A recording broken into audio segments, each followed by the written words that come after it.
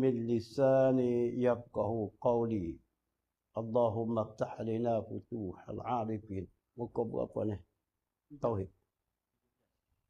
17. Ada.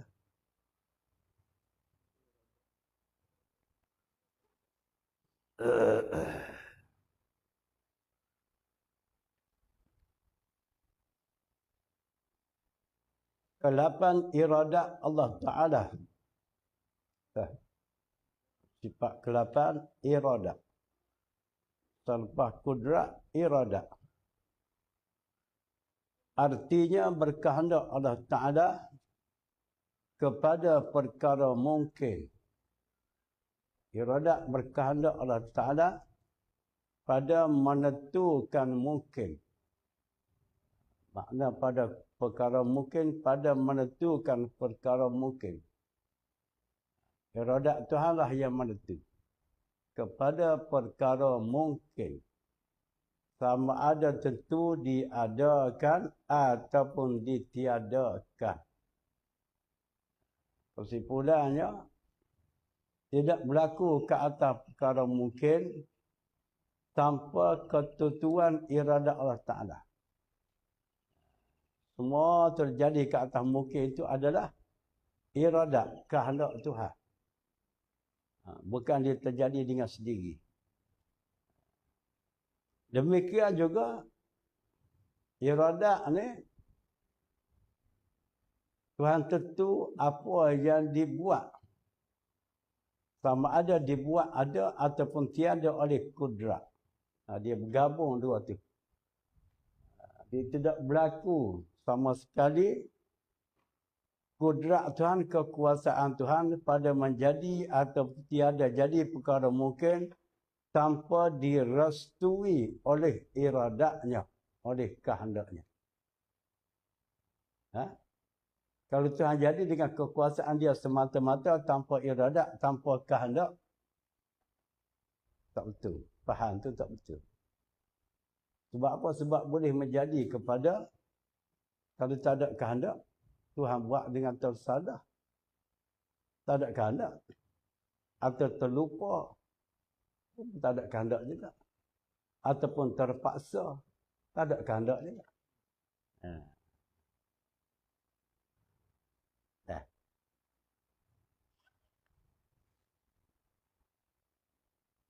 Iradat artinya berkehendak Allah Ta'ala kepada perkara mungkin jua. Dengan dia ada pada kehendak tadi atau ditiadakan dia. Faham tak dah?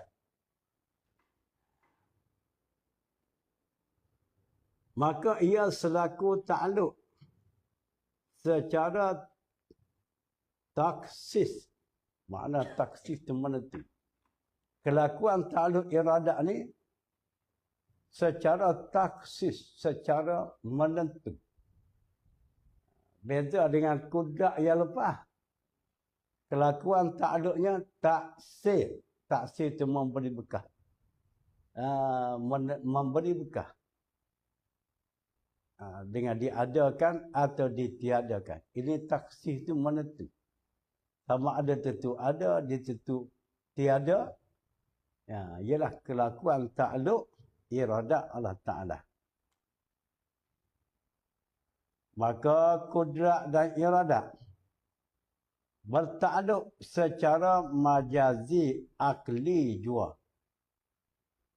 Dua sifat.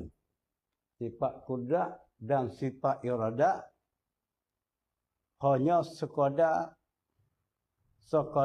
majazi akli jua. Majaz ni pinjaman. Pinjaman. Akli itu akal. Kata-kata untuk menghasilkan akal tu boleh faham sahaja. Dengan kita kata kudrat Tuhan dan iradat Tuhan ke atas perkara mungkin itu hanya sekadar majazi akli jua. Sekadar pinjaman cakap jua. Adapun hak sungguhnya, pada mengadakan perkara mungkin atau mentiadakan perkara mungkin itu ialah zat Tuhan, diri Tuhan. yang bersifat kudrat dan iradah. Tetapi secara logaknya kita cakap kudrat Tuhan dan iradah Tuhan menentu kepada perkara mungkin. Maka cakap sebegitu dinamanya majazi akli sahaja. Faham? Majazi akli ni supaya kita kata periuk menggelegak. Kita masak sesuatu. Dia kalau panah kita pun bunyi. Kata-kata periuk menggelegak. Kata-kata periuk menggelegak tu majazi akli. Hak sungguhnya barang yang kita masak tadi. Dia sudah mendidih, sudah menggelegak. Bukan periuk menggelegak. Kalau periuk tu panah menggelegak, habislah. Barang kita masak dalam tu. Semoga habislah. Periuk dah menggelegak. Itu antara contoh. Kata-kata majazi akli. Ilmu ni kadang-kadang zombie juga nak faham dah. Tak biasa dengar.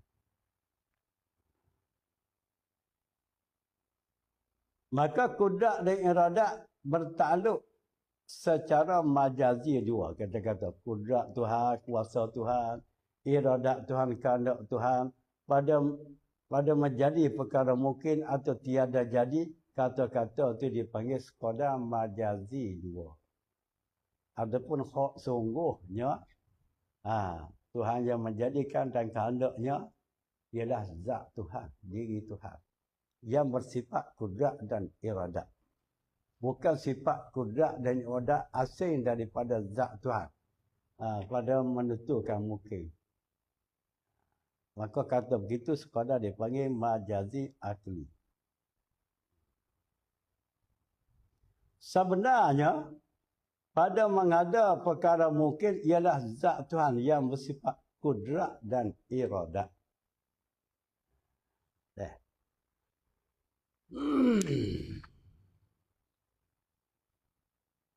Adapun bahagian takluk iradat terbahagi tiga. Bahagian takluk iradat terbahagi tiga peringkat ataupun tiga bahagian. Kita mengaji bab takluk, sifat bertakluk ni pertama tempat yang ditakluk oleh sifat tu. Kena tahu. Mana-mana sifat yang bertakluk, dia ada tempat yang ditakluk.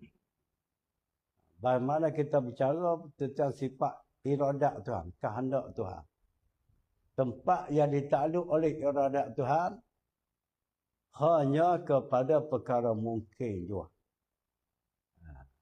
Itu tempat dia. Lepas tu kelakuan takluk, teknik takluk. Kalau sifat iradat ni kelakuan takluk dia panggil takluk taksis. Takluk sekadar menentu ke atas perkara mungkin. Dah dua. Yang ketiga bahagian takluk. Bahagian takluk. Kalau sifat iradat terbahagi kepada tiga bahagian.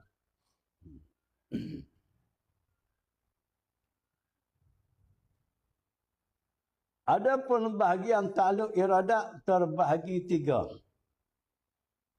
Pertama takluk suluhi qadim. Bahagian pertama. Di peringkat takluk suluhi qadim. Macam mana maksud kata peringkat takluk suluhi qadim?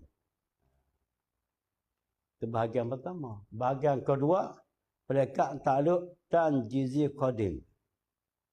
Tanjizi qadim. Yang ketiga di peringkat takluk tanjizi hadis. Habislah. Bahagian takluk sifat iradat terbagi tiga, suluhi qadim, tanjizi qadim dan juga tanjizi hadis. Apa makna di peringkat takluk suluhi qadim? Makna takluk suluhi qadim ni takluk sekadar patut sahaja. Patut sahaja bagi Tuhan. Sekadar kita mematutkan jua Tuhan. Itu dipanggil suluhi. Makna qadim tu sedia kala sejak azali lagi. Dari itu kalau kita gabung perkataan suluhi qadim, yang dimaksud kata patut saja. Iradat Tuhan, kehendak Tuhan. Qadim tu pada sejak azali. Di perekat tu, iradat Tuhan, patut iradat Tuhan, kehendak Tuhan, boleh menentukan kepada perkara mungkin. Pada sejak azali lagi. Patut. Kehendak Tuhan boleh menentu kepada perkara mungkin. Sedangkan perkara mungkin, di masa tu tidak wujud lagi, tak ada lagi. Tak ada lagi masa tu. Tetapi bagi iradat Tuhan, layak Tuhan boleh tentu dah. Walaupun perkara mungkin di masa tu, di zaman tu tidak ada lagi sekalipun.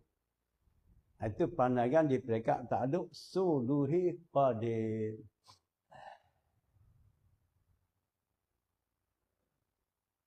Pertama ta'aluk suluhi qadim, iaitu patut dan layak sejak azali, sedia kala azali. Iradat Allah Ta'ala kehendak Tuhan menentu segala yang haruh.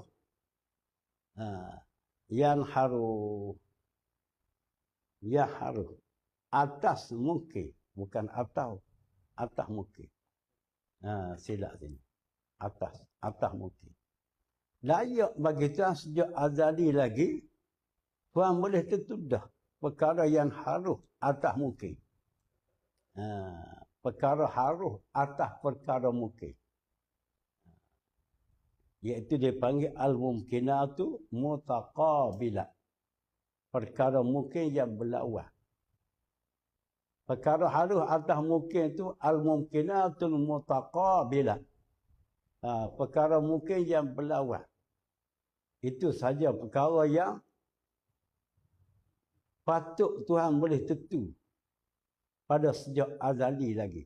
Iaitu pada perkara yang haruh atas mungkin, yakni mungkin yang berlawan.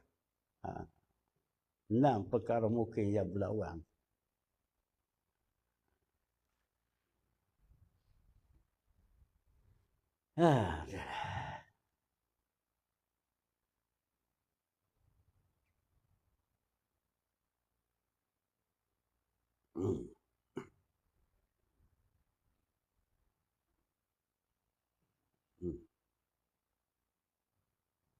Sama ada dia tentu ada atau tiada. Layak dah bagi Tuhan. Boleh tentu dengan iradat Tuhan pada sejak azali lagi, iaitu perkara mungkin yang berlawan. Sama ada dia tentu ada ataupun tiada. Masa imkan bagi mungkin. Masa imkan tu masa tidak berlaku lagi atas mungkin. Dipanggil imkan. Masa-masa tu perkara mungkin tu tak ada lagi. Itu dipanggil masa imkan. Layak dah bagi Tuhan boleh tentu dah di masa tu. Hal di perekat ini.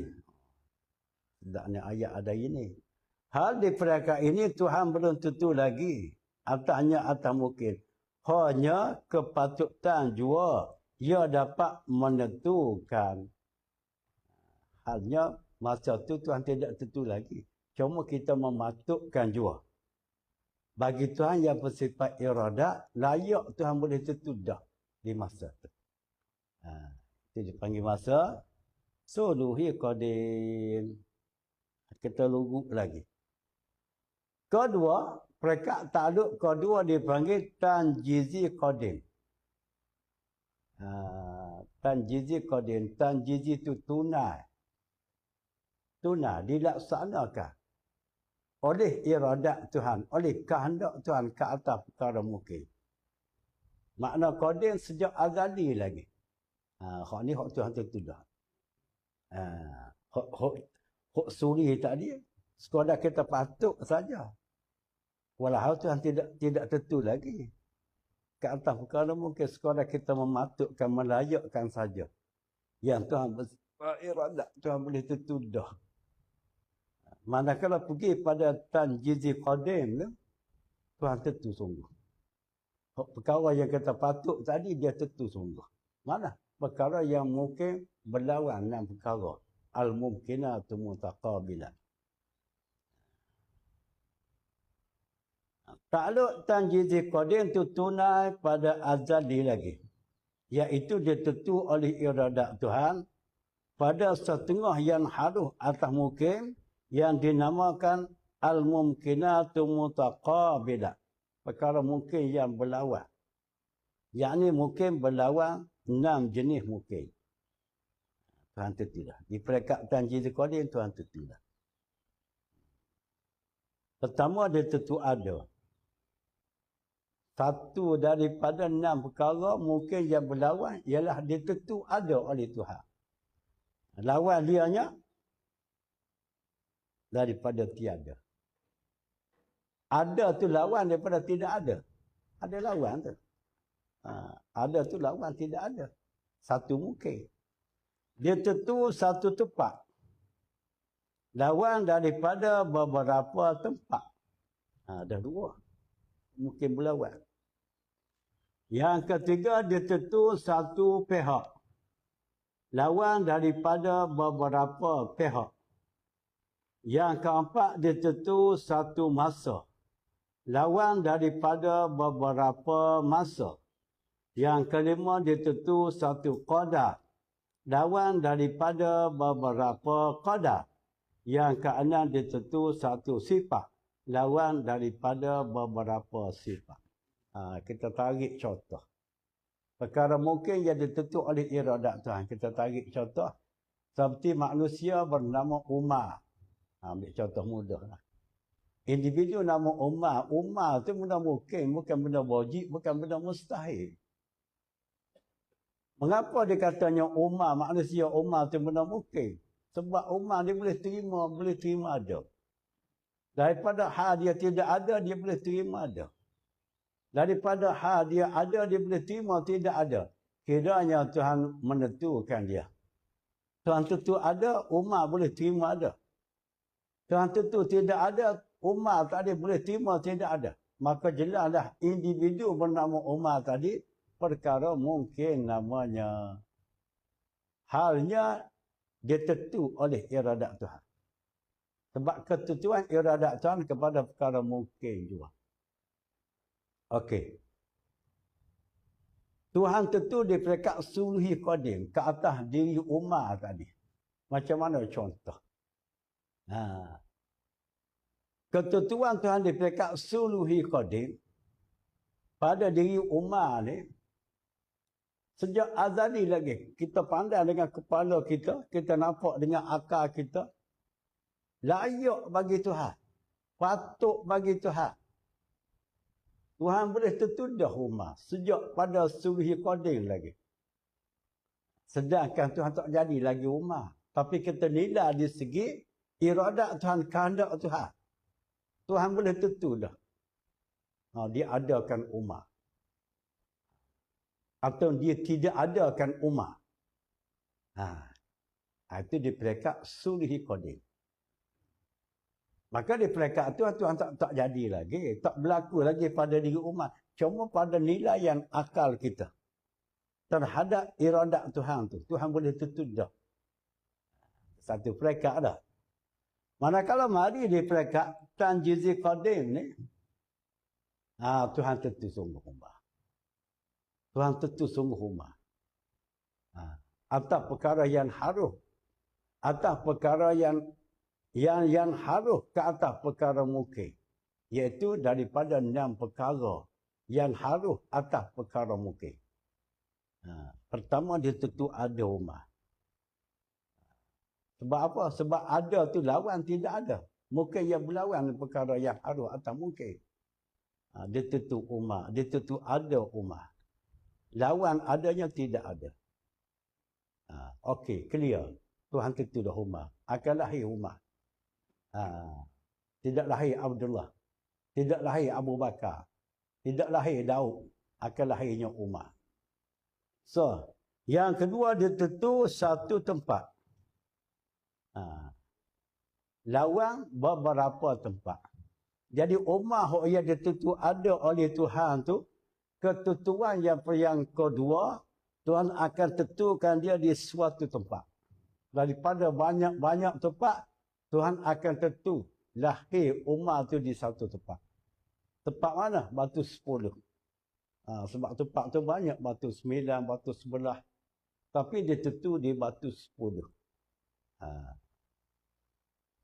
Ketentuan di peringkat ini dipanggil di peringkat Tanjizi Qadim. Makna Tanjizi Qadim tu pada sejak azali lagi Tuhan akan tentu. Individu mungkin bernama Umar tu di suatu tempat. Tuhan tentu Umar, Tuhan tentu tempat lahirnya Umar. Mana waktu 10. Ambil mudah gitulah. Tak habis lagi tu. Lepas tu dia tentu pula kemudian. Dia tentukan satu pihak Umar tadi. Batu 10 ni banyak pihak, banyak zon. Banyak jalan. Jalan Tompua, jalan Tekuku. Rupa-rupanya di batu 10 ni Tuhan tentu lahir akan Umar. Mana? Jalan Puyuh. Lawan daripada beberapa pihak. Dia ambil pihak jalan Puyuh. Dah dua dah. Yang ketiga, yang keempat, dia tentu satu masa lawan bagi satu masa daripada beberapa masa. Dia tentukan Umar lahirnya di batu 10. Dia tentu lahirnya Umar. Tepatnya batu 10. Zonnya jalan Puyuh. Satu masa daripada banyak-banyak masa. Dipilih satu masa. Masa tahun 2000 berapa? Ikut pandai lah. Dia tentu dah. Dah dua dah. Ketentuan iradat Tuhan. Yang kelima, dia tentu satu qadar. Lawan daripada beberapa qadar. Dia tentu Umar tadi, qadarnya usia 80 tahun, kita kata. Daripada macam-macam qadar lah. Ada orang tu 100 tahun. Ada orang tu 40 tahun. Tapi dia tentu oleh Tuhan, qadar dia ni 80 tahun. Di sudut umur, di sudut rezeki. Daripada usaha dia kerja gapo banyak mana. Baik buruknya. Itu dipanggil qadar belaka tu. Yang keenam dia tentu satu sifat. Umar tadi.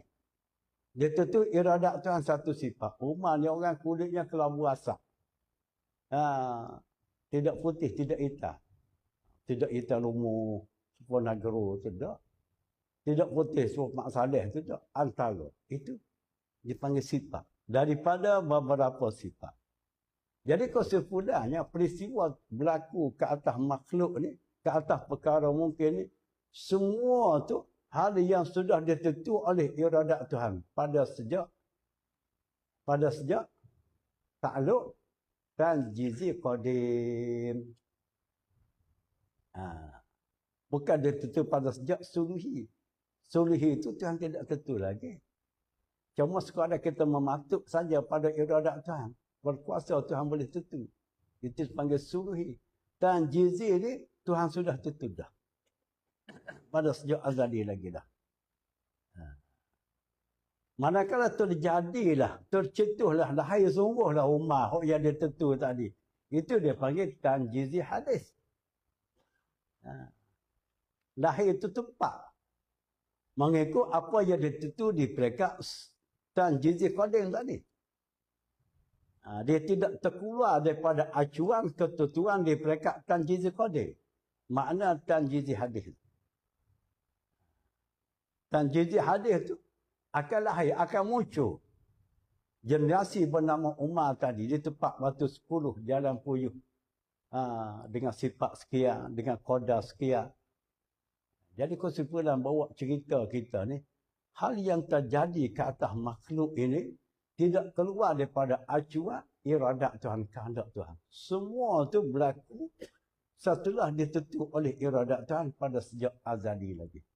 Sebagai contoh, gugur sahlai daun dari pokok tu, peristiwa keguguran tu. Walaupun pada zahir kita nampak kerana ditiup oleh angin, dihempak oleh sesuatu yang berat ke atasnya. Tetapi pada hakikatnya adalah ketentuan iradat Tuhan. pada sejak azali lagi. Cuma dia berlaku peristiwa di masa itu mengikut apa yang ditentu oleh iradat Tuhan. Kalau macam tu juga, tak payah buat kerja lah kitanya. Sebab berlaku sesuatu atas diri kita ni, iradat Tuhan. Tu nak jadi Jabariah dah tu. Apa tak sih kerja ni. Kan Tuhan bagi peluang bagi kita ada usaha ikhtiar. Tahu dah kalau usaha ikhtiar Tuhan dah tentu gitu, tak boleh nak rombak dah. Tak kuasa ke Tuhan nak rombak balik semula apa ketentuan dia. Sedangkan Tuhan sudah kata dah yamhullahu ma yasha'u wa yusbitu umul kitab. Kehendak Tuhan tu, berkuasa Tuhan.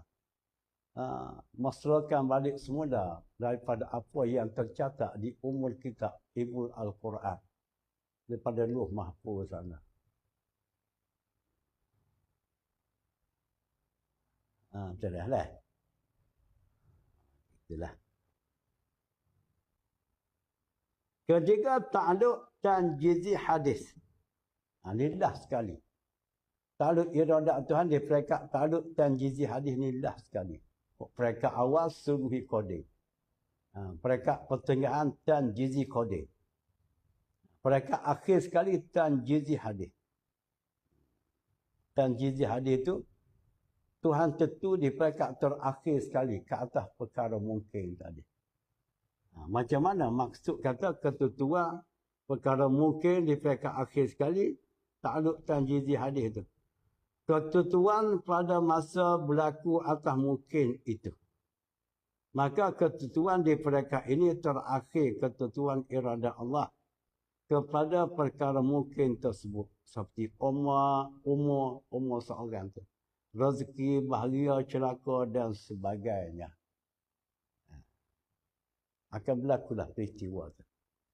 Atas perkara mungkin yang ditentu oleh iradat Tuhan di peringkat tanjizi qadim tadi. Berlaku di kala itu dipanggil tanjizi hadis. Boleh nampak ke? Kalau nampak dia salah, kena gosok dia salah lain pula. Betul kena ngaji banyak. Gosok waktu gosok ni, cerah jugalah nah. Tak gelak lomo. Tak pakar. Tak bekah gua dah ikut hantar ada je. Dalil akal iradat Allah Ta'ala, pindahlah kita kepada dalil akal. Tujuan pelajaran dalil pada mana-mana sifat ni. Nak yakin, nak suruh hasilnya yakin kita terhadap sifat tu. Yang Tuhan bersifat dengan sifat. Dalil akal iradat Allah Ta'ala. Jika tidak bersifat iradat, jika Tuhan tidak bersifat berkehendak pada menentukan perkara mungkin, nescaya tiadalah alam ini. Tak adalah dunia semesta ni. Kalau tidak ada sifat iradat pada menentukan perkara mungkin, sama sekali tidak adalah alam ini. Mengapa? Karena Tuhan tiada kehendak. Karena Tuhan di kala itu tidak ada kehendak. Hendak mengadakan alam. Di kala awal-awal lagi dah Tuhan itu tidak ada kehendak, hendak mengadakan alam ini, dan saya tak ada lah alam ini. Tetapi alam ini sudah ada. Maka dengan adanya alam ini menjadi dalil bagi kita bahawa Tuhan itu ada sifat berkehendak pada mengadakan dia.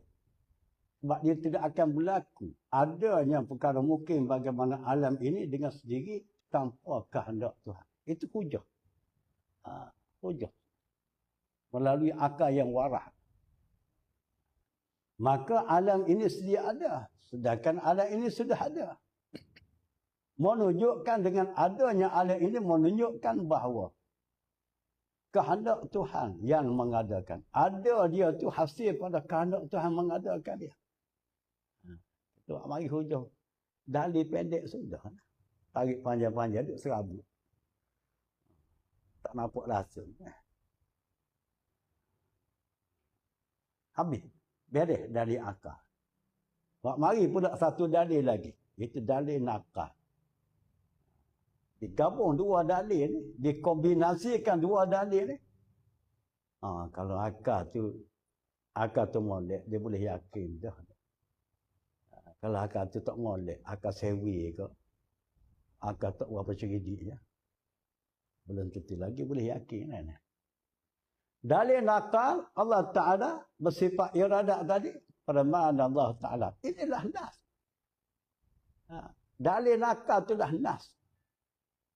Mana orang Wahabi kata di mana nas belajar sifat 20?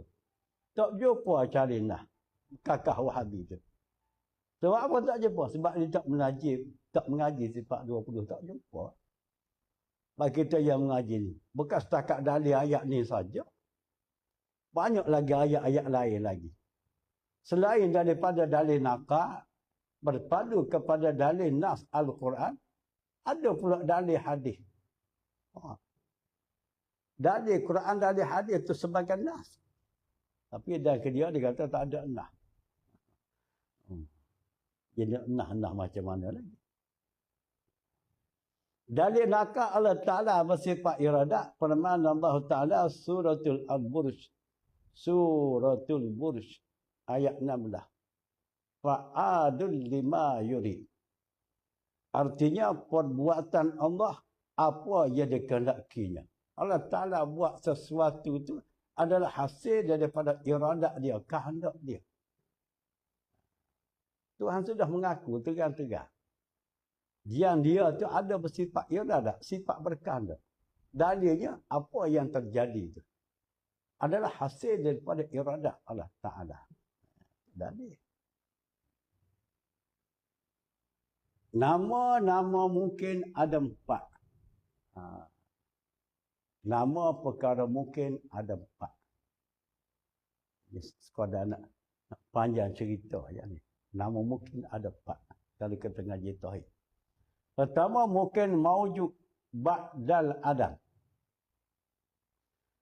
Mungkin maujud ba'dal adam. Yakni mungkin yang ada selepas tiada. Makna maujud tu ada. Ba'dal adam tu selepas tidak ada. Sebelum tu tidak ada. Lepas tu baru ada. Perkara yang sebelumnya tidak ada, selepas tu barulah ada. Perkara mungkin sebegitu namanya maujud ba'dal adam. Perkara mungkin. Perkara mungkin salah satu daripada namanya. Perkara mungkin maujud ba'dal adam. Perkara mungkin yang ada sebelumnya tidak ada. Contohnya seperti ada alam ini. Ada alam ini sebelum ada dia tidak ada. Ada Nabi Adam sebelum dia ada tu dia pun dah tidak ada. Maka perkara mungkin sebegitu namanya maujud ba'dal adam. Dah. Yang kedua mungkin ma'dum ba'dal wujud. Mungkin yang tidak ada. Selepas daripada ada. Mungkin perkara mungkin yang tidak ada dah. Tapi sebelum tu dia pernah ada. Perkara mungkin yang sudah tidak ada, sebelum tu dia pernah ada. Itu dipanggil mungkin perkara mungkin ma'dum ba'dal wujud. Perkara mungkin yang tidak ada selepas daripada ada. Yakni perkara mungkin yang sudah ada selepas perkara mungkin yang sudah tiada selepas ada. Mana seperti Nabi Adam. Kita ambil contoh Nabi Adam. Nabi Adam tu ada. Sebelum tu dia pernah tidak ada dah. Perkara mungkin yang sudah tiada selepas ada. Seperti Nabi Adam nak katakan. Kita panggil mungkin ma'dum ba'dal wujud. Ada 2 jenis mungkin. Dia ada 4 jenis. Pertama mungkin sayujad. Ini istilah yang diguna dalam pelajaran tauhid. Mana kita biasa dengar gini, kita ngaji kita lebih lebar lagi. Jadi tak ikut mana kita nak faham tu. Kalau tak biasa dengar,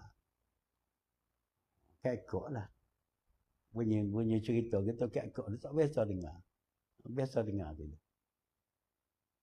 Lepas kalau ilmu payah gini, jangan mih ngaji. Kalau mih ngaji, time ngaji cabut lagi. Tak faham bila. Mungkin sayujat, iaitu mungkin yang lagi akan diadakan. Sebab masalah ni perkara mungkin tu tak ada lagi.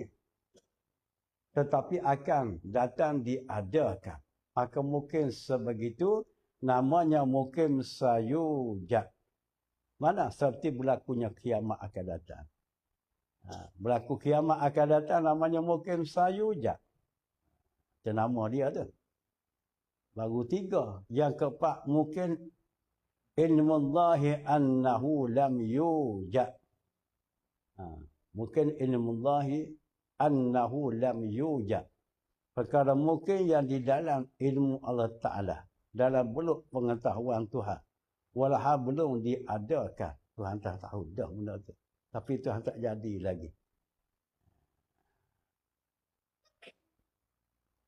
Bahagian takluk kudrat dan iradat Tuhan terbagi 4. Ini beluk takluk kudrat Tuhan, kekuasaan Tuhan ke atas perkara mungkin dan juga iradat Tuhan, kehendak Tuhan terbagi kepada 4. Pertama, takluk ma'iyah, yakni nyata pada mungkin. Ada selepas tiada. Nyatanya perkara mungkin. Sebelum dia tu pernah tidak ada. Lepas tu ditakluk oleh kudrat Tuhan mengadakan dia dan iradat Tuhan, kehendak Tuhan. Maka nyata itu dipanggil perkara mungkin nyata sebegitu dipanggil takluk ma'iyah. Ma'iyah. Yang kedua, takluk taksir, memberi bekah kepada perkara mungkin yang tidak ada selepas daripada ada. Yang ketiga, takluk hukmiyah, iaitu pada mungkin kepada mungkin yang akan diadakan. Dipanggil takluk hukmiyah. Keempat, takluk bil quwwah, iaitu hukum yang akan dikuatkan fi'il Allah Ta'ala, perbuatan Tuhan, iaitu mungkin di dalam ilmu Tuhan. Walau belum diadakan dia. Itu nak cakapnya, belok kekuasaan Tuhan dan kehendak Tuhan. Ke atas perkara mungkin terbagi pula kepada 4 bahagian. Ma'iyah, taksir, hukmiyah, bil quwwah. Awak ni kena perhati model ni. Kalau luar masa tengok, kalau ada basic dah, dia boleh faham juga ni. Bukan payah sangat ni. Tapi nak biasa dengar lah. Tauhid ni kena biasa dengar. Pekat asah biasa dengar. Bolak-balik dengar. Jadi kalau orang bagi pencerahan, boleh tangkap. Boleh faham. Kalau tak biasa dengar, orang bagi pencerahan pun, duduk kelabu asap situ tu payah nak faham. Pak dengar pun tak biasa dah lah. Gitu dah dah. Ke-9 sifat ilmu Allah Ta'ala. Ini juga sifat ma'ani belakang. Kudrat, iradat, ilmu, hayat, sama, basar, kalam. 7 sifat tu namanya sifat ma'ani Allah Ta'ala.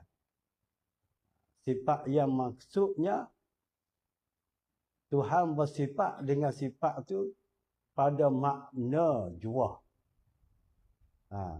Pada makna jua Tuhan bersifat dengan sifat tu. Itu sebab dia namanya ma'ani. Dengan tidak ada perantaraan lain yang Tuhan bersifat dengan sifat tu.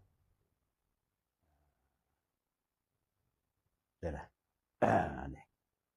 Kita sambung lepas raya ni pula. Ke-9 sifat ilmu Allah Ta'ala. Pandanglah.